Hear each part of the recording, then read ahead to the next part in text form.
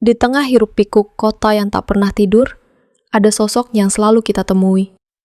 Jaket hijau, helm hijau, motor sederhana. Mereka adalah ojek online.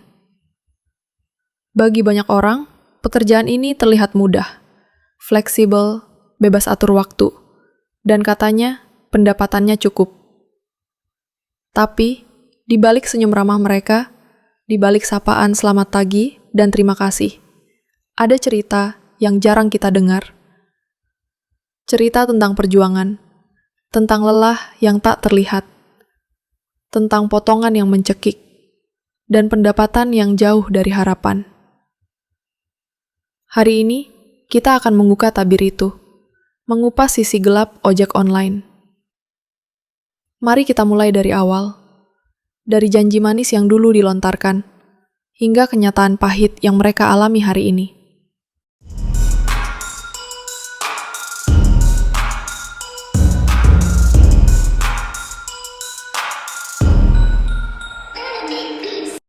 Tahun 2010-an, aplikasi ojek online mulai merambah Indonesia.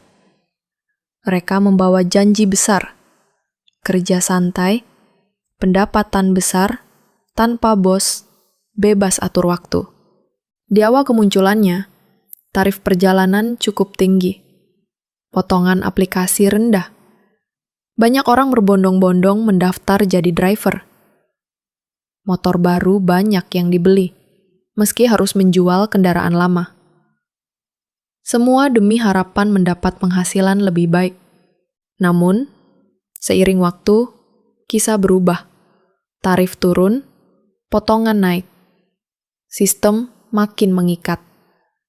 Dari mimpi indah, berubah menjadi kenyataan pahit yang harus mereka hadapi. Kalau kamu pernah naik ojek online, pasti pernah lihat tarif yang tertera di aplikasi. Misalnya, Rp20.000 untuk satu perjalanan. Tapi, apakah Rp20.000 itu benar-benar masuk ke kantong driver? Mari kita bongkar satu persatu. Pertama, perusahaan aplikasi mengambil potongan sekitar 15-20%. Jadi, dari Rp20.000, potongan sekitar Rp3.000 sampai Rp4.000. Artinya, driver menerima sekitar Rp16.000 sampai Rp17.000 saja. Tapi itu belum semua. Kalau ada promo diskon, penumpang bayar lebih murah. Tapi, potongan perusahaan tetap dihitung dari tarif normal. Jadi, pendapatan driver makin kecil. Dalam sehari, seorang driver bisa mendapat 20-30 order. Tapi dengan potongannya menggerogoti, pendapatan bersih jadi jauh dari harapan. Kita coba lihat simulasi sederhana. Misalnya, driver mendapat 25 order dalam sehari, dengan tarif rata-rata Rp20.000 per order. Pendapatan kotor, 25 kali Rp20.000 sama dengan Rp500.000. Potongan perusahaan 20% Rp100.000, sisa Rp400.000.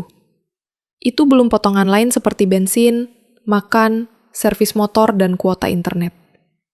Jika biaya bensin per hari sekitar Rp36.000, makan di jalan Rp25.000, kuota internet Rp10.000, dan servis motor rata-rata Rp20.000, total biaya operasional sekitar Rp91.000.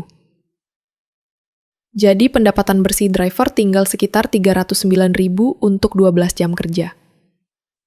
Itu berarti rata-rata hanya sekitar Rp25.750 per jam. Dan belum memperhitungkan risiko dan kelelahan yang mereka alami. Dan itu hitungan jika driver mendapatkan tarif order Rp20.000. Kenyataan di lapangan bisa lebih kecil. Di balik setiap jaket hijau ada cerita yang jarang kita dengar. Selain tekanan kerja dan potongan yang mencekik, kehidupan sehari-hari driver ojol penuh perjuangan kecil yang tak terlihat. Tak jarang kita temukan mereka sedang makan di pinggir jalan, berteduh, atau bahkan tetap mencari ordelan ketika hujan. Bahkan sebegitunya pun mereka terkadang masih terkena suspend karena alasan yang aplikator tidak mau tahu. Padahal itu sumber penghasilan utama mereka. Bergerak di bidang jasa tentu membuat mereka banyak bertemu berbagai macam sifat manusia. tak jarang mereka bertemu customer yang, ya, kalian tahu sendiri. Motor bukan sekadar alat kerja. Dia adalah nyawa bagi seorang driver ojek online. Tapi, merawat motor itu mahal. Dan semua biaya itu harus ditanggung sendiri. Setiap bulan, driver harus mengganti oli, servis mesin. Kalau motor mogok atau rusak di tengah jalan, bukan hanya waktu kerja yang hilang, tapi juga biaya yang membengkak. Selain biaya operasional, driver menghadapi risiko nyata di jalan. Kecelakaan lalu lintas adalah ancaman yang selalu menghantui. Banyak driver yang pernah mengalami luka-luka, bahkan yang lebih parah. Cuaca ekstrim seperti hujan deras atau terik matahari juga menjadi tantangan besar yang harus mereka hadapi setiap hari. Namun, asuransi dan jaminan kesehatan yang memadai seringkali sulit dijangkau oleh para driver. Bekerja sebagai driver ojek online bukan hanya soal mengayuh motor seharian. Di balik layar aplikasi, ada tekanan besar yang sering tidak kita lihat. Sistem insentif yang dijanjikan, seperti bonus dan reward, seringkali menjadi beban tambahan. Awalnya, bonus insentif itu jadi semangat bagi banyak driver. Tapi lama-kelamaan, target makin tinggi, bonus makin kecil. Dan banyak driver harus bekerja ekstra keras untuk sekedar memenuhi target itu. Banyak driver yang terpaksa kerja 12-16 jam sehari, tanpa waktu istirahat yang cukup, hanya demi mendapatkan insentif kecil yang dijanjikan.